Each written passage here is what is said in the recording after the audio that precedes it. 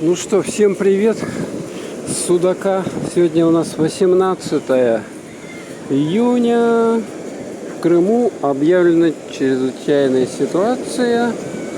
Вот из-за этих вот сумасшедших, значит, потопов в Керчи и в Ялте. Но у нас Судак, поэтому тут более-менее все спокойно, штормит, люди вышли. Вот, пожалуйста, на пляж. Смотрите, сколько здесь лежит людей сегодня. Нормально, солнышка особого нету.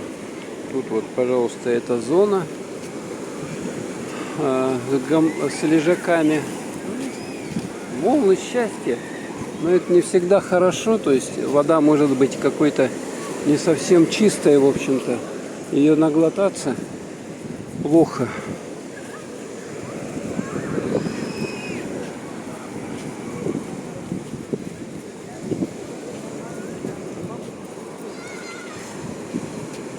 Визжат, как поросята.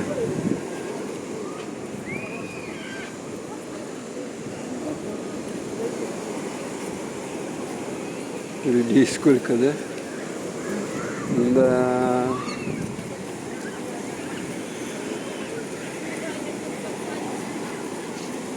Вот так вот.